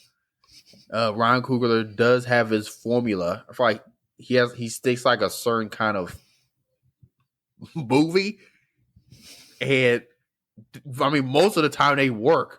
But so I'm excited to see that. I'm also, wondering what kind of vampire movie this will be, and if this is Ryan Coogler saying, "Hey, Marvel, here's your blade right here. Come talk to me." Didn't they say this was a scrapped blade script, and they just modified everything for it? They just started modifying stuff, but like the base for it was a scrap blade script. I think I swore I saw that somewhere. It probably is. I believe it. I'll believe it when I see another official trailer and kind of what more this movie's about. But I can definitely see that, and they probably not, but it just goes back to our point was like, how fucking hard is it to make a vampire movie? Like, I wonder, I'm about to look up the budget for this Sinners movie, but it can't be more than $100 million. It's probably 70 or 80, if even that much. I kind of I like that it's a timepiece also. I think that's going to add to a lot of the emphasis for it. Coogler's script was described as a period genre vampire movie. The budget has been said to be around $90 million. Mm-hmm. $90 million. So you got $90 million. You got a script. You got good writers. What is Marvel? What is going on? You got some great actors. What are we doing? Got some great actors. Niggas. You got niggas sucking blood. And it don't cost much. Like, what are we trying to do? They tried to make that a multiverse movie, bro. Like Marvel, they trying to make Blade multiverse. At this point, and I know this throws everything out the window. Get the whole cast from this Sinners movie. Put them put a Blade movie. Say Michael B. Jordan is Blade. I know he was Killmonger. Fuck that. He's Blade now. He's Blade. Or we got Michael B. Nah, not him. We got Jonathan Majors as Blade. Is Mahershala Ali even still in it? He is, but I wouldn't be surprised if I heard no news. There's no way he's not getting pissed off. And there's no way he either doesn't watch this movie or he got friends and homeboys that watch it and tell him about it. He's like, he's going to be at the premiere. He probably will be because he's going to support his niggas. I'd be at the premiere. I would be at the premiere with a full Blade fit on and say, damn, I wish I was it. I wish I had a movie coming out. Yeah. Yeah, Mahershala Ali is 50. 50 years old. And this Blade movie is basically in purgatory.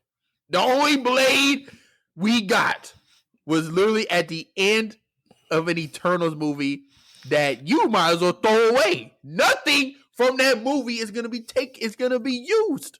That's outside crazy. of maybe the fucking Dark Knight, Celestials, Black Knight, and the Black Knight. Well, we don't know. We don't know, do we?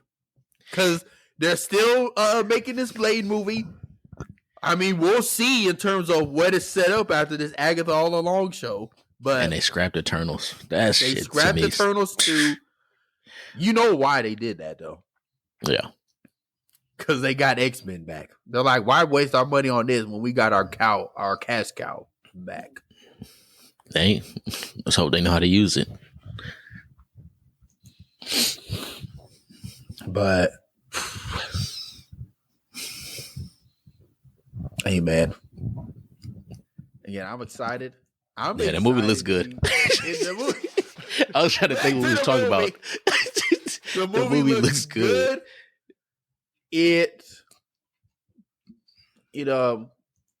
I don't know what it's about, and I'm glad.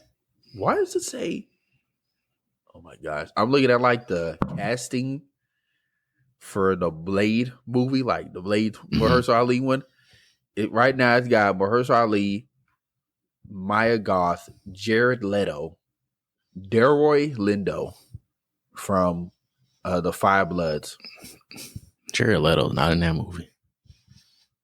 Exactly. So I'm like, y'all mean to tell me y'all got Morbius in this bitch? They just threw names out there. They just threw names. They said, look, the movie ain't out. We gotta put something for Google.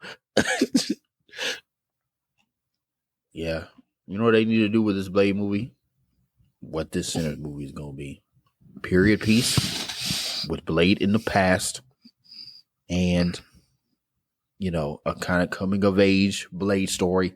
I'm telling you, literally, just do the first Blade. Just do the first Blade all over again. Just put it back in 1770, whatever. They don't want to do that, man. Blade. They don't want to do, bro. They want to be different, bro. They don't want to do that. What do you think? What do you think they're trying to force in this movie? Because they about to have him. He about to jump through the multiverse, bro. He gonna high five. He gonna high five Spider-Man. He gonna talk to Doctor Strange. High five Spider-Man. Then he gonna meet up with Miss Marvel. They gonna fight somebody, and at the end, he gonna say, "I'm Blade." There will only be one Blade. At this point, Wesley Snipes wasn't bullshitting. Ryan Reynolds knew something we all didn't know. Cause you remember when Blade said that in that Devil Warrior movie, and he looked at the camera and was like, he said, "Hey, he's Marvel Jesus." That nigga knew something. He Marvel Jesus for real. He knew something we all didn't. But outside of that, we're gonna go ahead and get into our Like It Low Redacted. You know how this goes. We're gonna read some storylines or rumors, some reported, some non-factual, and I made sure to not, if it has them community notes on it, I was like, this shit ain't going in the rundown. And we're gonna see if we like it, love it, or redact it. First one, Marvel TV boss Brad Winderbaum, wants to make a Ghost Rider Disney Plus series. He said, quote, "The Danny Ketch era of Ghost Rider, I think there's a lot of people who would be here for some Ghost Rider." Do we like it, right? Load or redact it? I mean, I like it. Shit, fuck it. We said earlier, throw that nigga in the mix at this point, because at this point it seemed like the shows are making more progress than the actual movies. Yeah. My question is, do they redo Johnny Cage? Like, I guess my question is, what Ghost Rider would you want to see done? Would you want to see a redoing of Johnny Blaze, or redoing of Robbie Reyes, or some new with Danny Ketch? So wasn't Robbie Reyes in Agents of S.H.I.E.L.D.? He was, but I did not. Is Agents of S.H.I.E.L.D. not canon or not in the MCU? I honestly didn't know. I watched some of Agents of S.H.I.E.L.D. It's not okay. It is not. Like, even in the Agents of S.H.I.E.L.D., they had the Darkhold in there, but oh no, I didn't even know that. I didn't get that far. Obviously, we had the Darkhold in our universe, so I don't think they're. I think they tried to be loosely canon until they weren't. Yeah, until a certain point. Okay. Yeah. So at this point, they're not. I would want.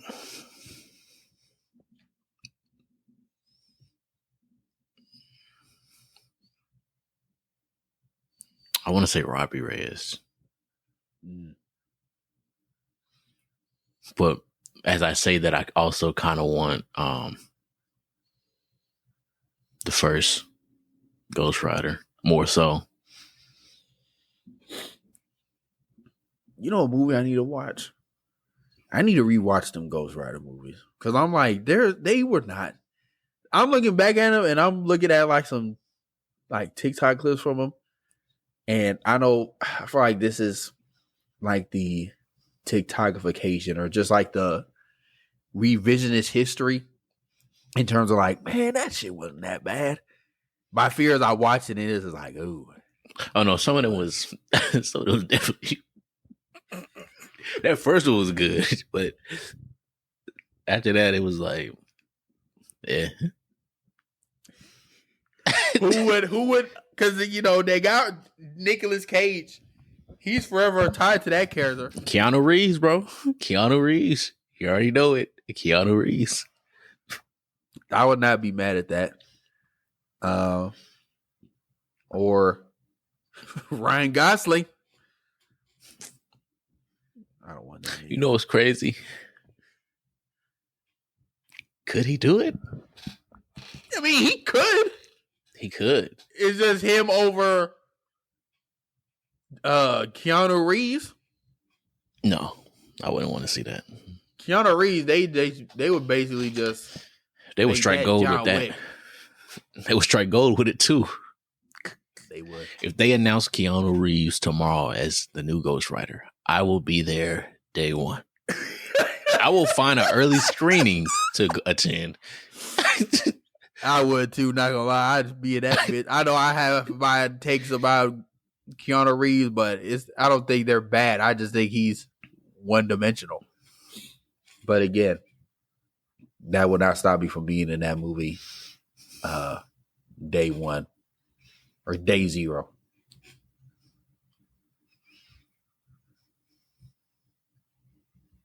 But I don't know. In terms of Robbie Reyes, old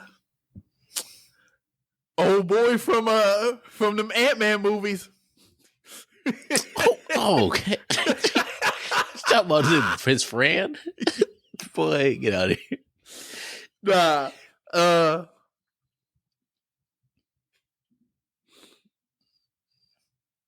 don't even really know. You know who they would use? I'm looking up like I know exactly who they would use. They would use what's his name? I forgot his name.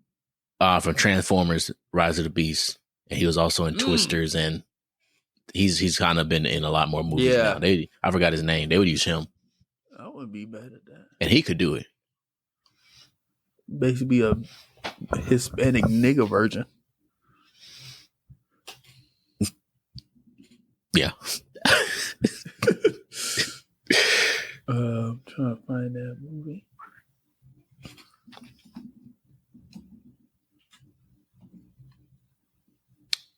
Yep, and Anthony Ramos. He's supposed to be in the MCU already. He's like the Hood. He's a character called the Hood in Ironheart. Yeah, he's in Ironheart as one of the antagonists. Now, what they could do, and again, they could do this. They could, after that that show, like, because he's supposed to be doing like working under Mephisto or something like that. Again, I don't know how that's supposed to be. I don't know how true that is, but let's say he's working for a demon, and then at the end of that demon turns him into Ghost Rider. Now that'll kind of go against the Robbie Reyes origin, but who cares? We got a badass nigga flaming. We got a skull flaming nigga in a flaming ass Charger. Who gives? And most people don't know Robbie Reyes' origin. Just they really don't. Make him Ghost Rider, bro. Yeah, I was about to say, at the end of that, fuck the hood. Just make him Ghost Rider. Give him a car. Put that bitch on fire. Give him a souped up Hellcat. Yeah. SRT. Yeah. Souped up Hellcat. Put some fire on it. Play some fucking rock music in the background. And have that nigga on the top of that bitch as it drives. Yep. Boom.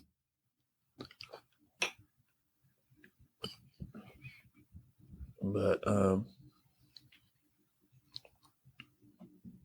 yeah, with that being said, we'll go ahead and move on to the next one. So Tom Holland's Spider-Man will reportedly have a major role in the Avengers Doomsday movie. His role in the film will be bigger than it was in Infinity War and Endgame. I redact this very hard, if I'm being quite honest. I do not like this. I'm indifferent because it's kind of like, who is the Avengers? Like, that's the big question. Who are the Avengers actually? So if you say it's loosely Sam or Captain, if you say it's Captain America, Spider-Man, Miss Marvel, Shang-Chi, and Shang-Chi, She-Hulk, and then maybe Shuri's Black Panther. That's 6 people. Then yeah, he got to be the fucking major role. It's only that. It's only them there.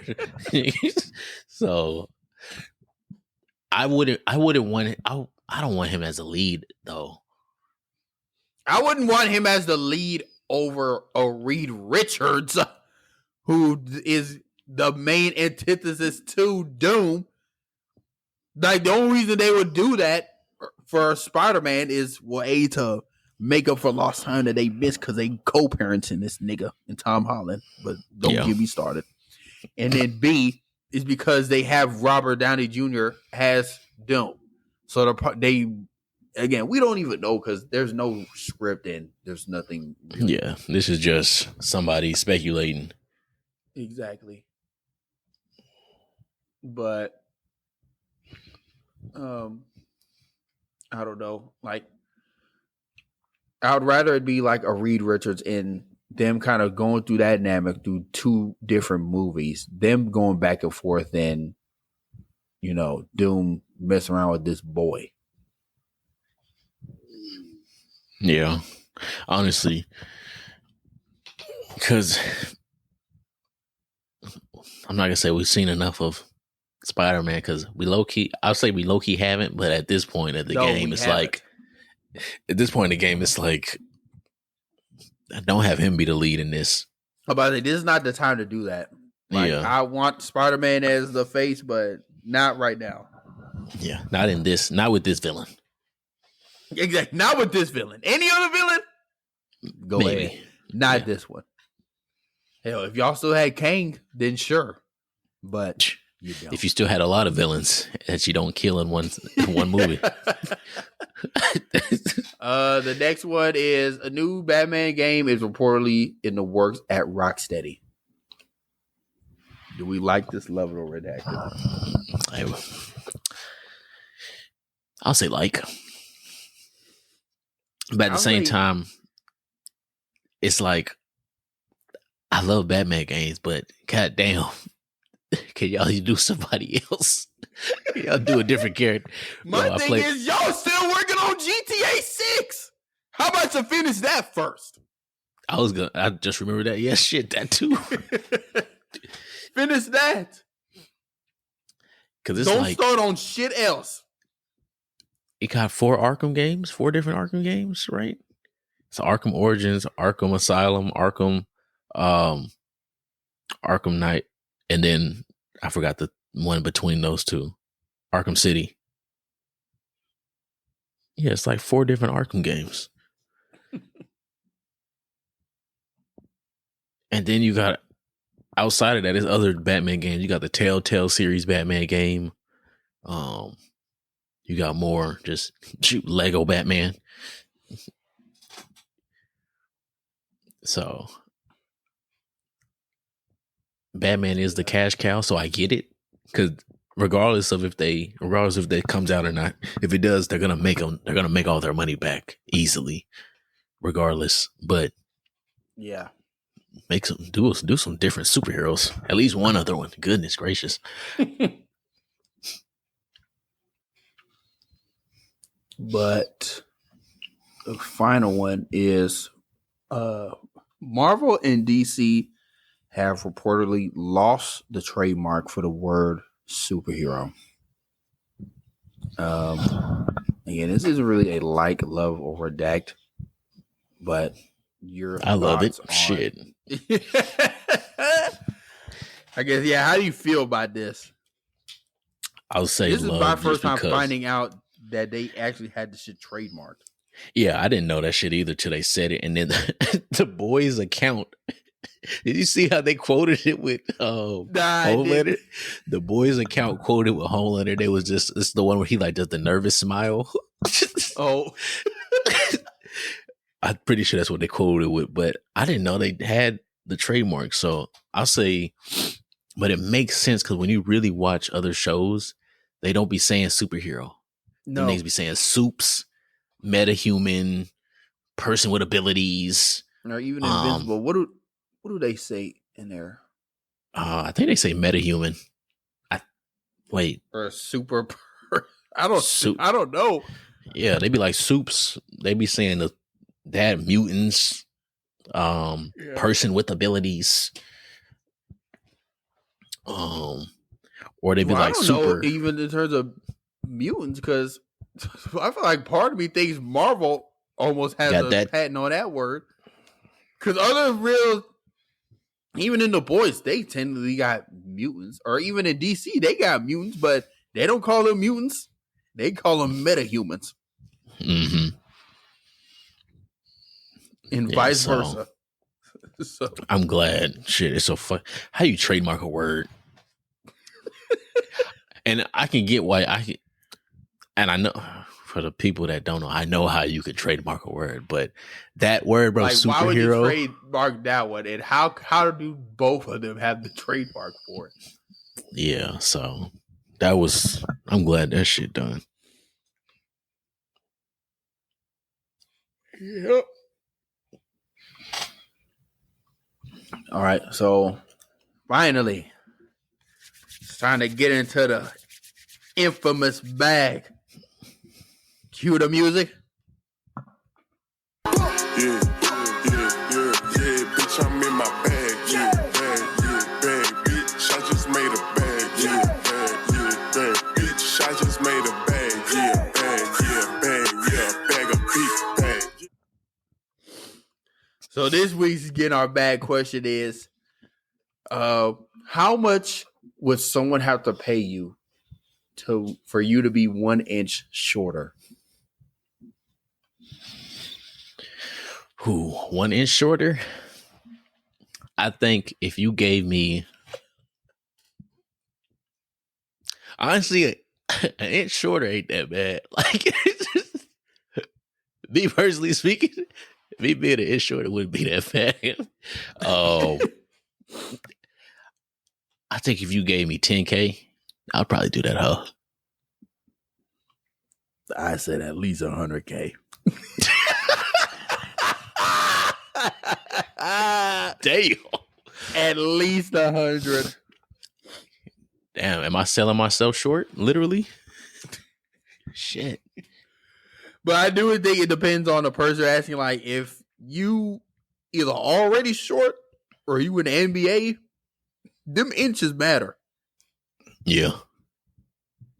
So it's like if I was like 5'2" as a man, ain't much inch left I can give. So I'm not gonna lie, if you that short, bro, that inch don't matter. If you 5'2", nobody gonna notice that you 5'1". How short is too short in the sense of it don't matter? How short is it don't matter short? Oh, like it. Oh, If you're a man, like it don't matter no more, bro. If you like 5'5", 5'4", it don't matter no more, bro. You the same height. 5 feet to 5'5" is the same height, bro. No, I'll be for real. I think if you're like 5'2", like that's that height, bro. I'm trying to think how tall my mom is. Like, I think my mom might be 5'1". Yeah, my mom is like 5 foot 5'1". Yeah, like if you that short, bro, 4'10" to that is all the same. 4'10" to 5'2", that's all the same, bro. You look, Really, you could 4'10" to like 5'4". Well, because Cam and Ian, they're like 5'5", 5'6". I wouldn't know.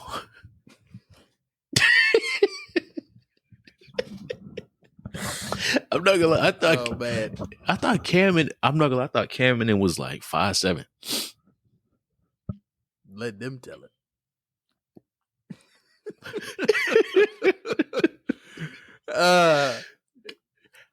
So you said 100K? I know you're listening.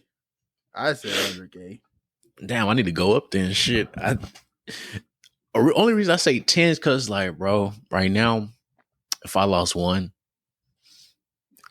I think I still. I'm like, if I lose an inch, me and Ijoma are literally at eye level, and I'm like, Ijoma's already like 5'11", 5'10" and a half. Yeah, if I lose an inch, I don't think it'd be too bad. Nah, you give me that 20. If you give me 20K or more, I'm gonna shake your hand. I'll say, fuck it, let's do it. Inch for inch. Inch for inch, that's crazy. Okay, you what's take an inch off somewhere to add an inch? See, because you could take an inch off like arm length. You know what I'm talking about, though. All right, bro.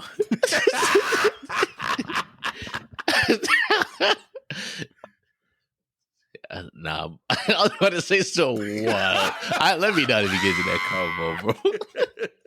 Oh man, I'm well suited, bro. I think I'm good. I agree. I think I'm well suited too.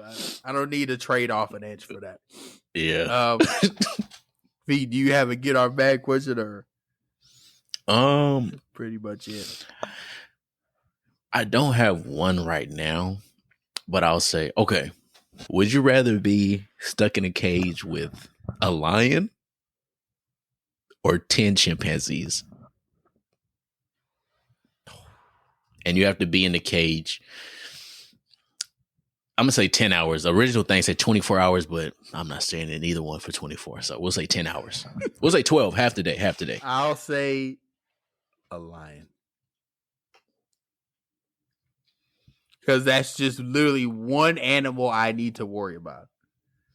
10 chimpanzees, you can watch 2, and then the other 8 just might gang up on you and beat and swipe your face off. Now, the lion might be just as powerful as 10 chimpanzees. But that's one source of energy I'm focusing on, not it split up into 10 different bodies. Mm-hmm. So that's my reasoning. Yeah, I'm the same. I'm choosing the lion because I feel like at the end of the day, the lion for the most part will be chill unless I just do some sudden movement shit or just go into an area in the cage I'm not supposed to be in. The chimpanzees, as soon as I walk in, them niggas gonna turn you any way but loose. Them niggas, they gonna string you Man, up. they gonna string you. They gonna be throwing shit at you. They gonna be beating your ass. Yeah, throw me in the den with the lion, bro. A den with the lion or 2 gorillas?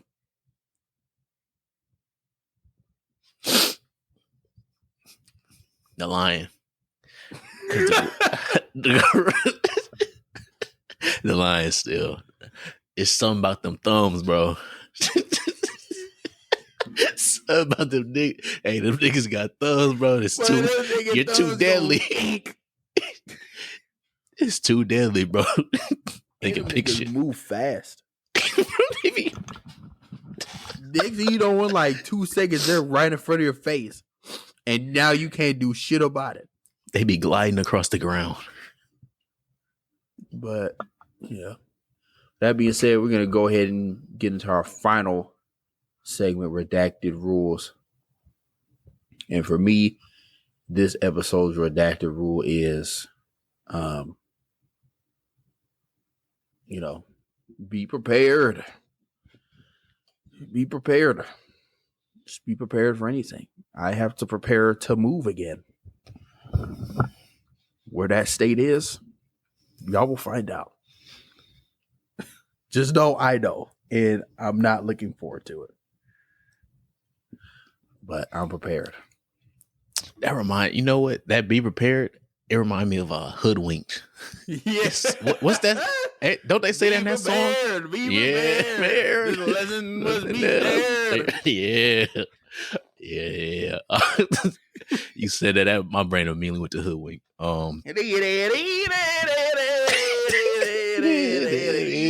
That's a great ass movie, bro. Bro, the freaking squirrel. She hates that. Oh man, that's a good redacted rule. Mine, I'll say, I haven't said it in a minute, so just drink water, man. Stay hydrated. It's starting to get cooler in temperature. That doesn't mean you need to stop drinking water because it's still, your body still needs it. That is very factual. That's another great redacted rule. 2 back-to-back gold ones. But with that being said, this has been another great episode of Redacted Show 84 coming at you. Again, appreciate y'all for staying till the end. Make sure you guys subscribe, like, share, rate us a 5-star on all listening platforms. Mm-hmm. And make sure to continue to like the reels and TikToks as well. We really do appreciate that engagement. Our subscriber goal, we want to get to 50 subscribers. We will get to 50. Of the New Year's. Help us get there. All them 100 views, we see that. We see that. We see the engagement. We appreciate that. And we know y'all like it. So just subscribe. It's free to subscribe. It's free. And if you're subscribed and you know someone would enjoy our content, get them to subscribe too. Share the episodes. Don't be stingy with the content. Yeah, go grab them, put them up against that damn wall and say, you better fucking subscribe. Nah, don't do that. Oh, no. With that Joker laugh.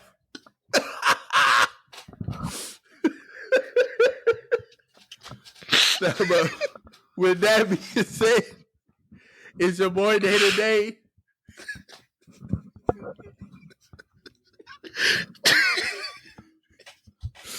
It's your boy Wafik.